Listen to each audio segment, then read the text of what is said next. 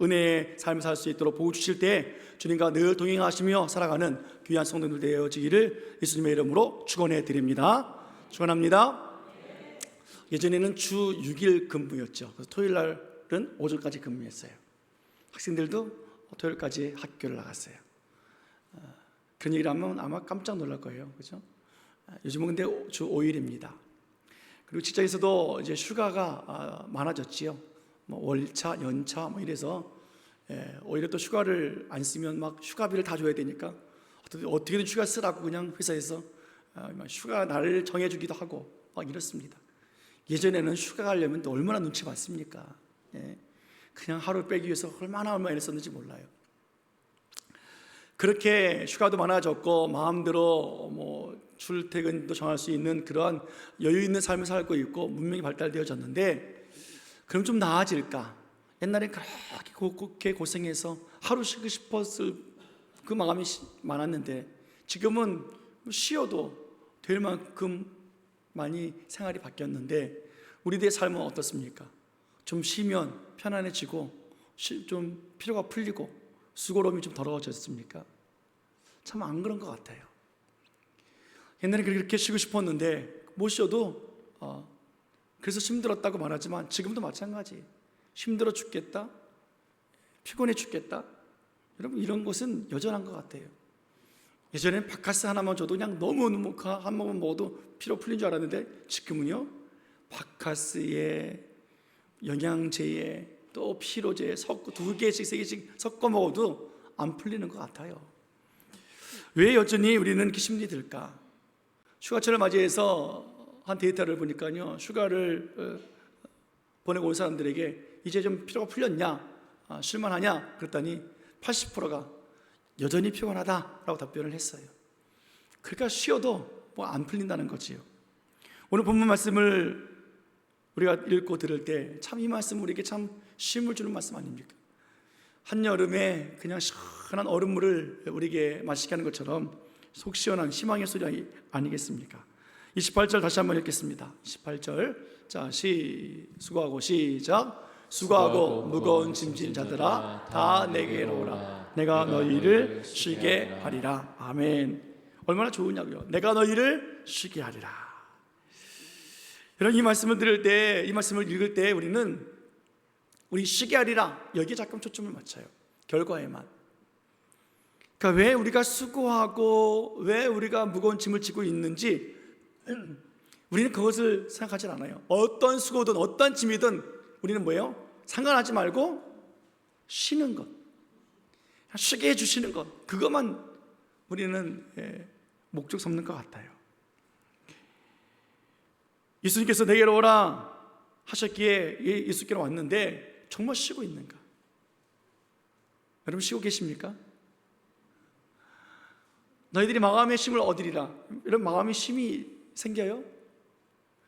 오랫동안 교회를 나왔고 예수님을 믿었고 헌신하고, 그런데 이 말씀이 이게 도대체 내게 능력이 나타나야 되는데, 좀 마음의 쉼이 있어야 되는데, 육체의 쉼이 있어야 되는데 왜 우리는 이런 것들이 나타나지 않을 것일까? 그러니까 이 말씀이 능력이 없는 것처럼 보이고 나는 변화가 되어지지 않냐니까 그저 그냥 이루어지지 않냐는 희망의 이야기, 그냥 좋은 이야기 들으면 그냥 그랬으면 좋겠다라고 하는 그런 이야기처럼 느껴지잖아요. 예수님이 그렇게 하시려고 우리들에게 이 말씀을 주셨겠느냐고요? 아니에요. 그래서 우리는 먼저 뭐냐면 우리가 수고하고 무거운 짐을 지고 가는 그 원인이 무엇인가, 이것을 해결하지 않으면 쉴 수 없게 되어진다는 거죠. 쉬어도 그때뿐이라는 거지요. 여러분 질병이 생겼다고 생각해 보십시오. 질병 고쳐야지요. 그러고 나서 뭐 해야 돼요? 그 질병이 다시 재발되지 않도록 우리는 그렇게 살아가야 된다고요. 암 환자들 보십시오. 암 잘 치료받고 의사가 완치됐습니다. 그런데 완치된 줄 알았는데 재발된다고요. 그래서 죽는 사람이 한두 명입니까? 그러니까 먹는 거 식습관 고치고 자기들의 삶의 습관들 고치고 건강을 지키기 위해서, 다시 질병이 생기지 않기 위해서 운동도 하고 여러 가지 것들 바꿔나가지 않습니까? 그래야 안전해지게 되어지는 거지요. 내게로 오라 내가 너희를 쉬게 하리라. 쉬게 해주셨는데 수고하고 무거운 짐을 여전히 가지고 있으니까 어떻게 해요? 또 힘든 거예요. 또 재발되어지는 거예요. 쉼이 없는 거예요. 오늘 그 원인이 무엇일까? 오늘 수고하고 무거운 짐진 자들아 라고 하는 이 구절을 보면 우리 한국말 속에서는 문법적으로는 내가 수고하고 내가 무거운 짐을 지고 있는 것처럼 보이지만 언어상에 보면 수동태와 능동태를 분명히 구별해 놓고 있어요. 수고하다는 것은 내가 수고하는 거예요. 무거운 짐은 어쩔 수 없이 내 의지가 아니라 메어지는 것을 가르치고 있어요.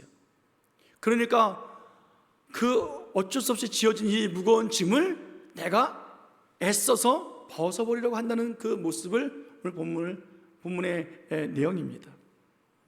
그렇게 너의 어쩔 수 없는 그 무거운 짐을 수고하면서 벗어버리려고 하는 사람들 다 내게로 오라. 내가 너희를 쉬게 해주겠다라고 말씀하시는 거지. 그러니까 각자의 방법대로 각자의 생각대로 그 짐을 벗어버리려고 애를 써요. 어떤 이는 예배로, 어떤 일은 기도로, 어떤 인 사람은 막 헌신으로 해보지만 안 된다는 거지요. 문제는 그 누구도 그 문제를 해결할 수 없었다라는 거예요. 지금까지. 그럼 왜 인생은 왜 이 문제를 해결할 수 없을까? 그 이유가 있을 것 아니겠습니까? 여러분, 사람이 하나님께 창조를 받았죠. 피조물이죠.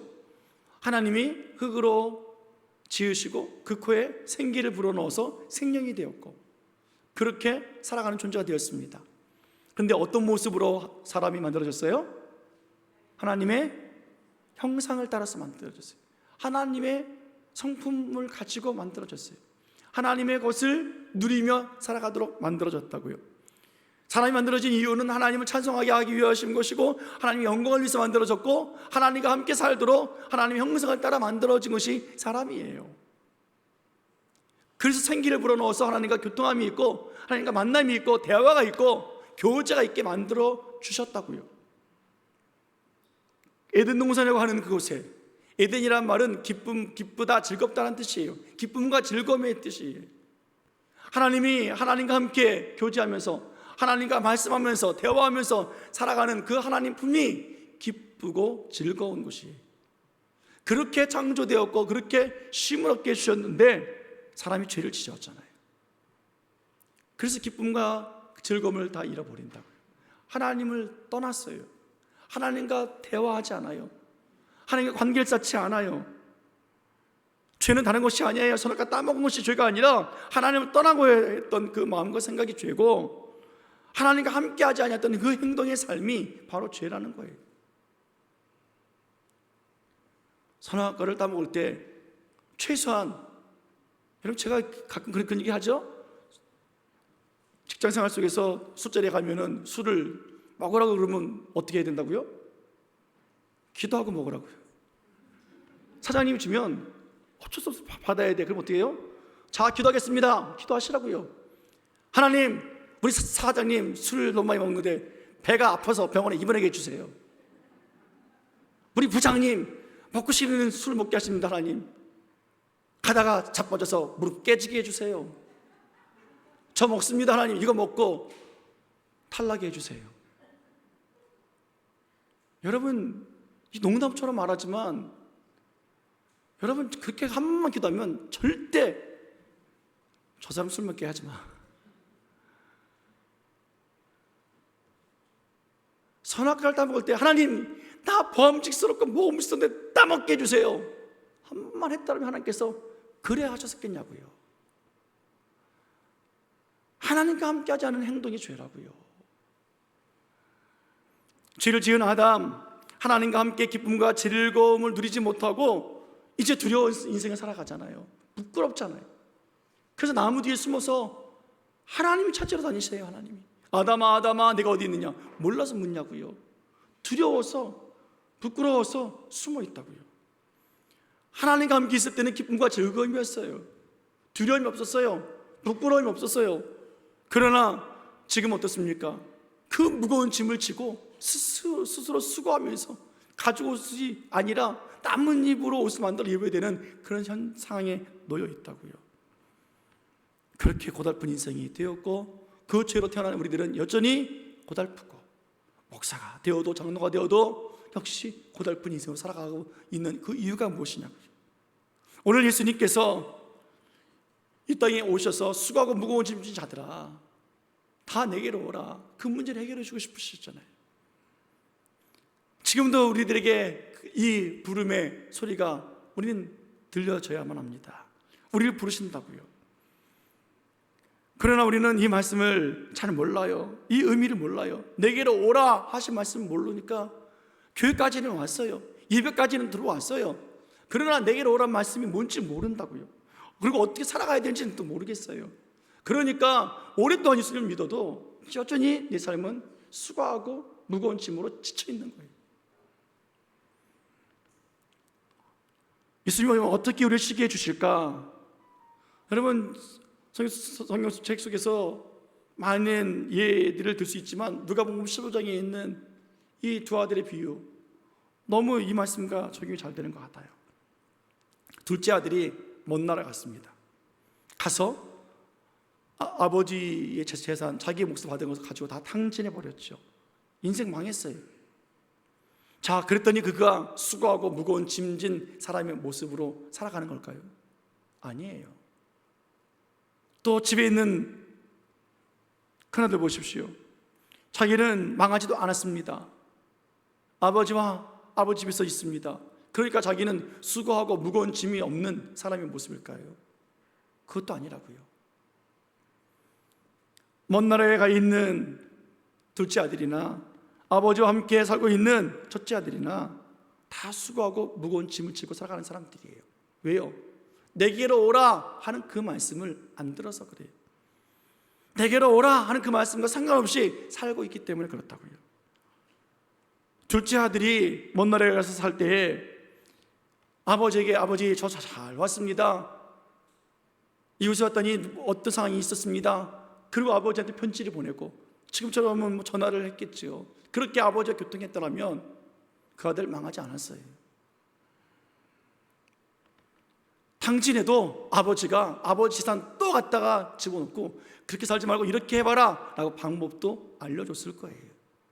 근데 그 아들은요, 아버지를 떠나는 순간 아버지랑 대화하지 않아요. 아버지의 이름 부르지 않아요. 결국에는 굶주려서 죽게 되었으니까 그제서야 아버지의 생각이 나요. 그제서야.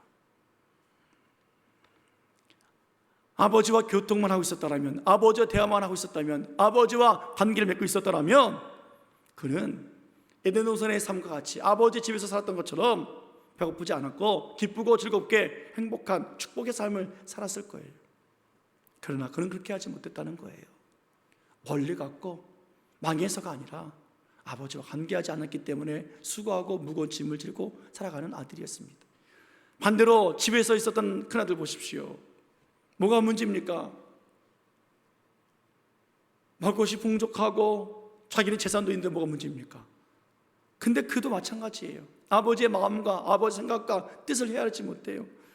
내게로 오라 하신 말씀, 나 왔는데요 뭘 하면서 그는 아버지의 그 뜻을 따라서 그 가정을 경영적하고 다스리지 않습니다. 그러니까 아버지가 큰 잔치를 베풀 그 이유를 모르는 거예요. 자기 동생이 죽었다 살아왔는지 그걸 모르는 거예요. 내가 죽었는지 살았는지 모르는 거예요. 큰 잔치의 의미를 몰라요. 그러니까 어떻게 합니까? 그도 역시 수고하고 무거운 짐을 지고 살아가는 불쌍한 아들이라고요. 집을 나간 아들이나 집에 살고 있는 아들이나 모두 아버지와 함께 있지 않았고요. 아버지에게 오지 않았어요.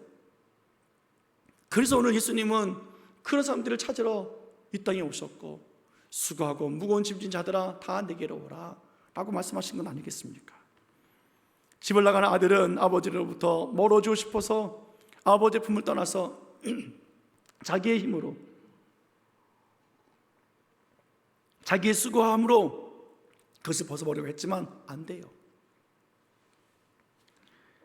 자기의 수고를 통해서 잠깐의 기쁨은 있었는지 모르겠으나 결국은 그 땅에 가뭄이 들었잖아요. 환경이 바뀌었다고요.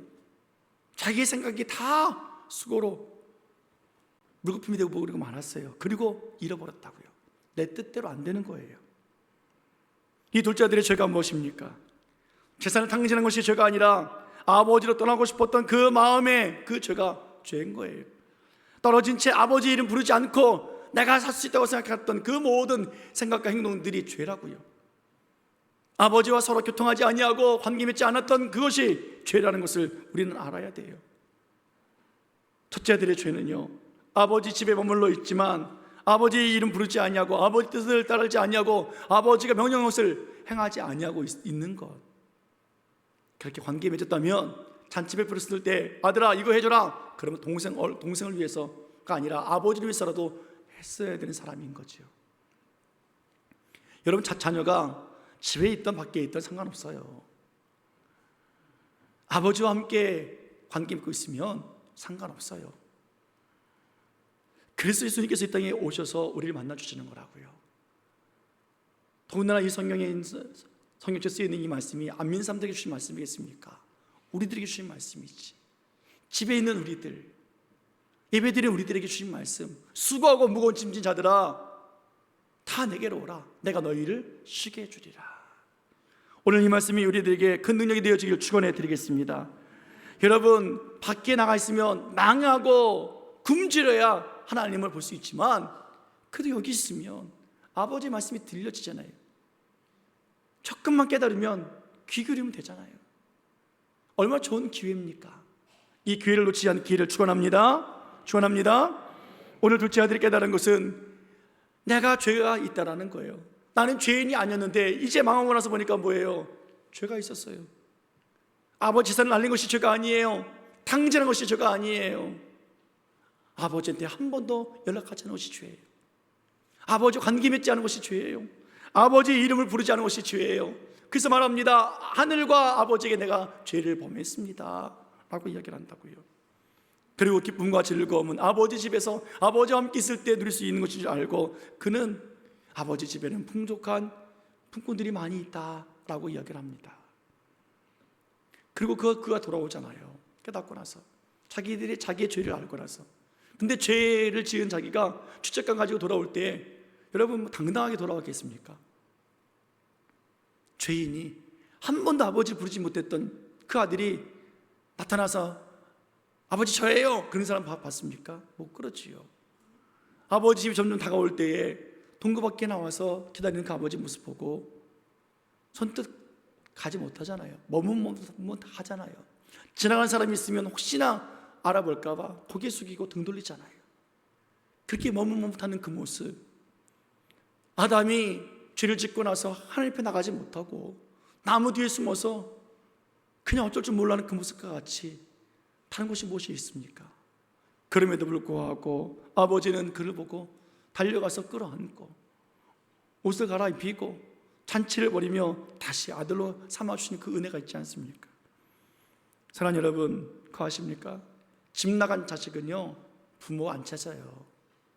그러나 집 나간 자식을 둔 부모는 매일 그 자식의 이름 부르고 가슴 아파합니다. 오늘 우리가 아버지 집에 있지만 큰아들 아버지를 찾지 않아요. 그러니까 그 아버지는 사실은 둘째 아들을 바라보고 있지만 아버지의 마음은 첫째 아들, 둘째 아들 똑같이 생각하고 있다는 사실 아니겠습니까? 오늘 수고하고 무거운 짐진 자들, 오늘 그 모습이 육체의 삶 때문이 아니라 우리들의 영혼의 문제인 줄 알고 믿음의 문제인 줄 알고 주님과 함께 맺지 못했던 그때의 모습인 줄 알고 우리는 하나님 이 수고로움에서 이 무거운 짐에서 벗어나기 원합니다. 우리는 그렇게 믿음으로 나가야 할 것입니다. 어떻게 하면 그러면 예수님 앞에 나갈 수 있는 것일까? 한번 생각해 보겠습니다. 29절 말씀 볼까요?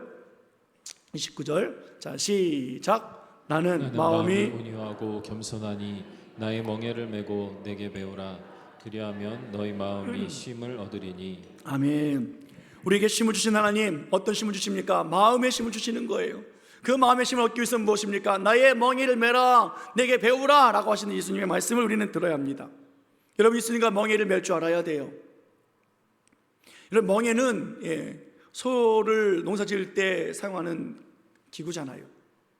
소 등에다가 탁 멍에를 메고 그 다음에 거기다 줄을 매서 끌고 갔잖아요. 그래야 썰어질도 하고 쟁기질도 하지 않습니까? 그런데 예수님이 나의 멍에를 매라 하는 것은 2마리, 3마리, 4마리 여러 마리를 맬 때 쓰는 멍에예요. 하나의 멍에를 가지고 양쪽에서 그 멍에를 맨다고요. 지금이야 트랙터가 있으니까, 그죠? 그 의미를 잘 모르지요. 우리나라는 워낙 땅이 좋아서 물이 풍부해서 소 한 마리로 거뜬히 농사를 짓습니다. 그런데 강원도 산간 지역에 예전에 그랬다 그래요. 다른 나라 보면 그 척박한 땅은요 소 한 마리 가지고 안 돼요. 2마리, 4마리 묶어서 한 번에 치고 나갑니다. 그래야 그 안에 있는 돌들이며 이런 것들이 다 치고 나가게 되어지지요. 이스라엘 땅이 얼마나 척박했던지 열왕기상 19장에 보면 엘리야가 엘리사를 만날 때 엘리사가 농사를 짓습니다. 소를 끌고 있습니다. 그때에 소 12결이에요. 24마리를 끌고 가요. 여러분 24마리를 그때 많으니까 4마리 생각합시다. 4마리를 끌고 간다 그러면 얼마나 잘 묶어놔야 한 곳으로 가겠냐고요. 대충 묶어놓고 그냥 멍에를 매지 않으면 각각 가는 거예요. 각각. 그러니까 우리는 멍에를 잘 매야 돼요. 예수님께서 말씀하십니다. 쉼을 얻으려면 나의 멍에를 매라. 나의 멍에를 매라. 이것이 집에 있다고 되는 것이 아니라 쉼을 얻기 위해서는 내 멍에를 매라. 나와 함께 있자라는 거잖아요.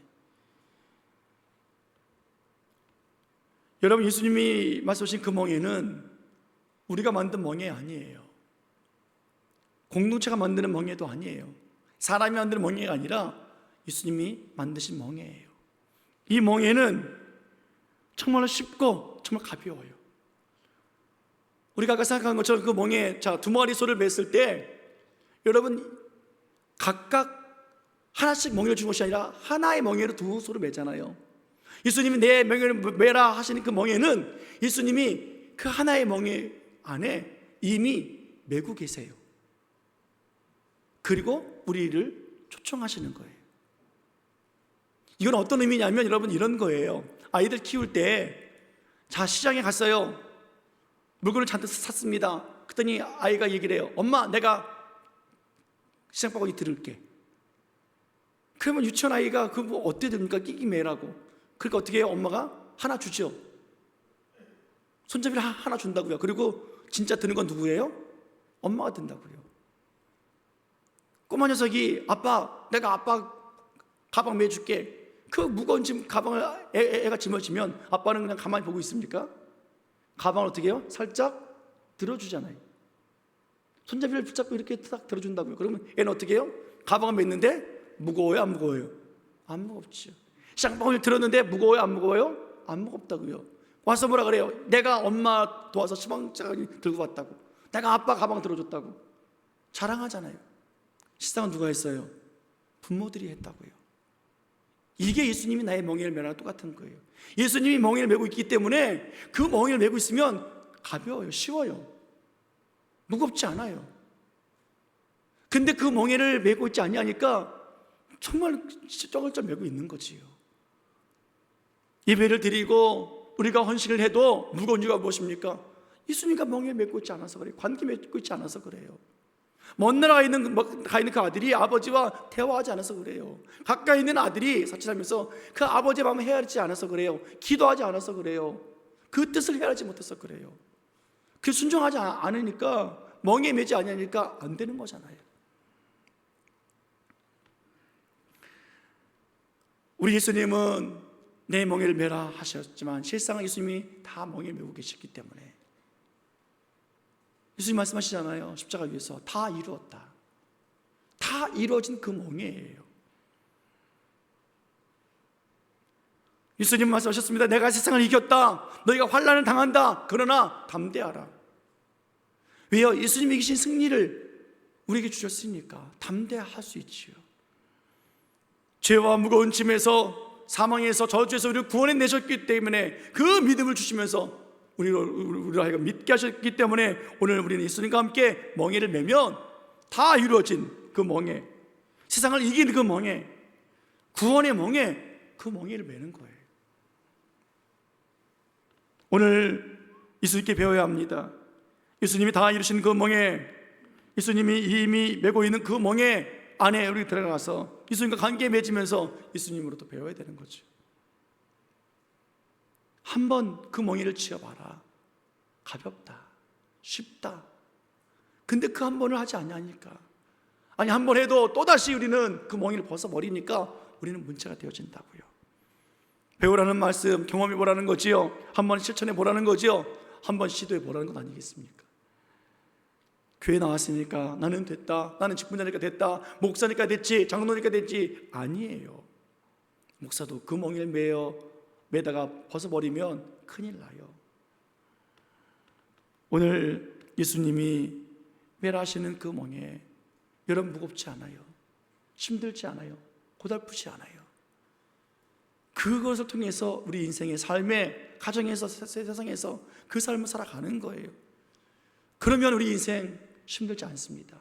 마음의 힘을 얻으리니, 여러분, 하나님께서 우리들의 마음의 힘을 주실 때 삶의 힘을 얻을 수 있도록 역사해 주신 하나님 아니십니까?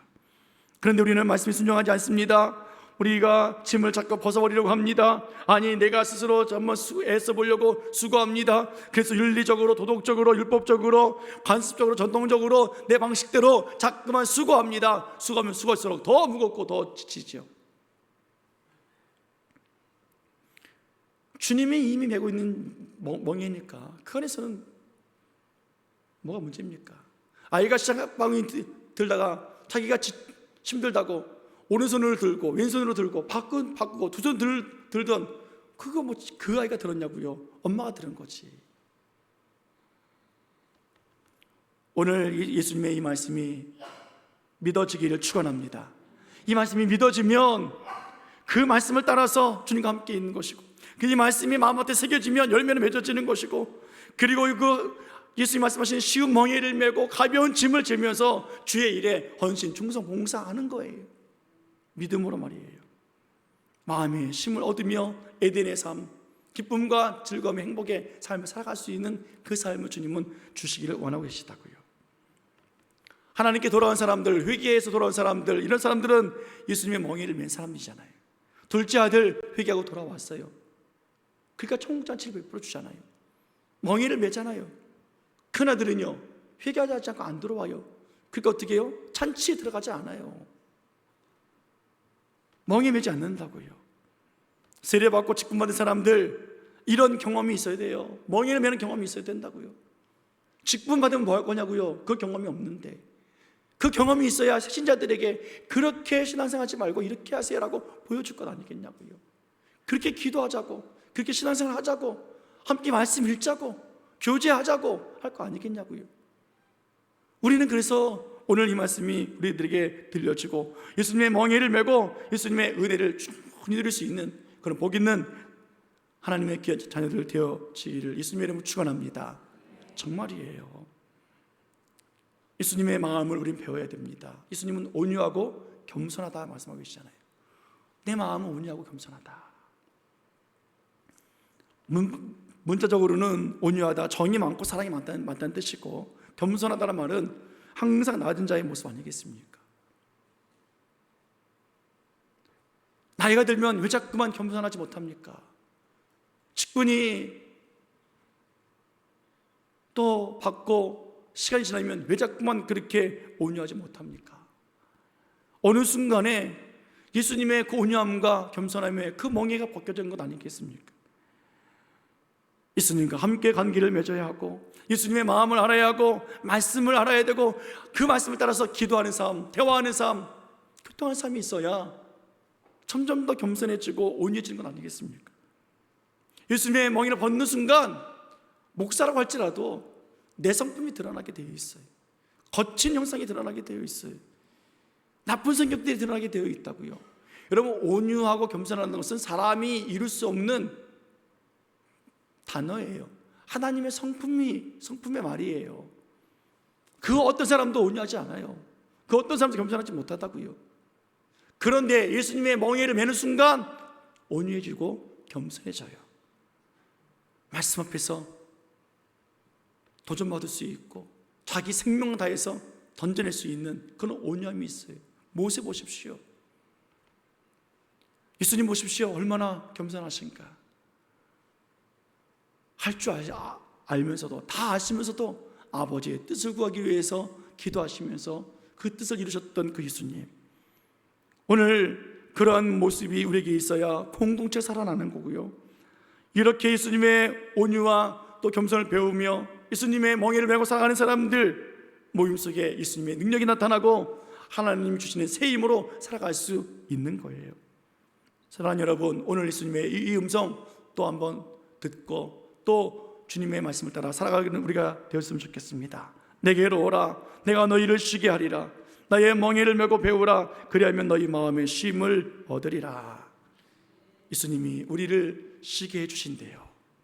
예수님의 그 온유함과 겸손한 성품이 우리의 마음을 변화시켜 주신대요. 예수님과 함께 메고 있는 그 멍에는 정말로 쉬워요. 그리고 예수님이 지어주는 그 짐은 너무너무 가벼워요. 왜요? 우리가 하는 게 아니기 때문에 그렇잖아요. 우리의 사망, 저주, 우리들의 모든 더러움들, 그 무거운 짐을 예수님이 다 짊어지시고 십자가에 죽으셨고 다 이루어주신 대로 그 멍에를 메시고 이 옆에 있는 빈자리에 너희를 초청한다. 아무개 장은 너야, 아무개 권사야, 아무개 집사야, 이리로 와라. 나와 함께 멍에를 메자. 하나님이 그렇게 부르신다고요. 사랑하는 여러분, 주님의 멍에를 메시기를 예수님의 이름으로 축원해 드립니다. 오늘 그 예수님의 마음을 본받아서 살아가는 우리가 되어지기를 예수님의 이름으로 축원합니다. 우리는 믿음의 공동체, 사랑의 공동체, 신앙의 공동체를 세우는 우리들 아닙니까? 신일교회는 그런 교회라고요. 오늘 예수님 주신 믿음 가지고 예수님께로 돌아가고 회개함으로 내가 죄인입니다.